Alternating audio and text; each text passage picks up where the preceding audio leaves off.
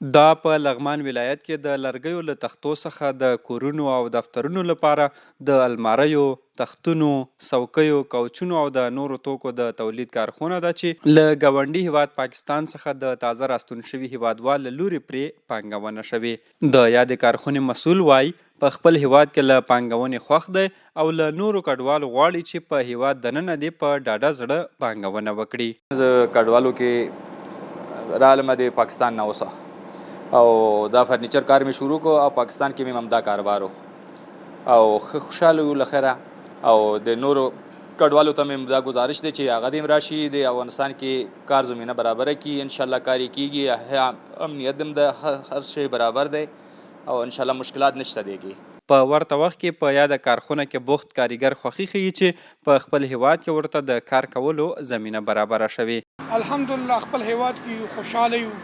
په دې نور تجارانو هم دا هیله ده چې راشي خپل هیواد کې د خپل هیواد آباد کی. دغه کار د طریق نه دغه خوارې د مهنت د خوانه باید موږ د خپل وطن بلکې د خپل کسب د خپل کار باید مخکې پرویسو د خپل هیواد والو د خپل خدمات وړاندې. ډیر خوشاله یو چې دلته خپل وطن کې خپل کار کو او داسې موږ نورو نه تجاران نه غواړو، پانګوالو نه غواړو چې دلته راشي پانګونه وکړي او روزګار ځوانان پکې چې دی مصروف شي کارونه وکړي او الحمدلله دلته چې دی اوس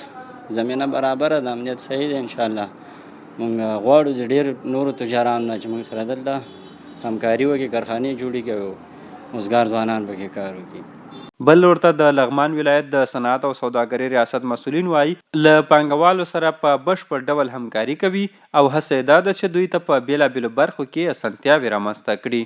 هغه مهاجرین چې په خارج کې فابریکې لري د هغې لپاره یو کمیټۍ ده او هغه کمیټۍ تثبیت کمیټۍ ده. کله چې تثبیت شي مهاجر لپاره درې اهم